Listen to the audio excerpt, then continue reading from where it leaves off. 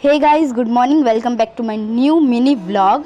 Guys, सब लोग मुझसे पूछते रहते हैं कि मैं बालों में क्या लगाती, बट मैं कुछ नहीं लगाती। मतलब जब मैं कहीं पे भी जाती हूँ, कहीं पार्टी में, अगर मेरे बाल खुले रहे तो कोई सामने से ही आके मुझसे पूछेगा कि तुम बेटा क्या लगाती हो बालों में, तुम्हारे बाल ऐसे क्यों है।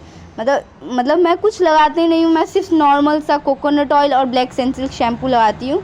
फिर भी सब लोग बोलते कि बेटा आप, मतलब कोई भी मिल गया, मेरी फ्रेंड लोग भी कोई कोई रहते हैं, मेरी कज़िन सिस्टर लोग भी पूछ लेते हैं कि आप क्या लगाती हो बालों में, बट मैं कुछ नहीं लगाती।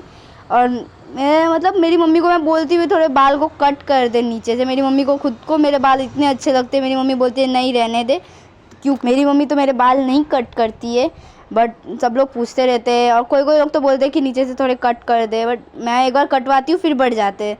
तो फिर गाइज़, आप लोग भी मुझे बताना कि मेरे बाल आपको कैसे लगे, कमेंट में ज़रूर करना। और मैं सिंपल ब्लैक सेंसिल्क का शैम्पू लगाती हूँ।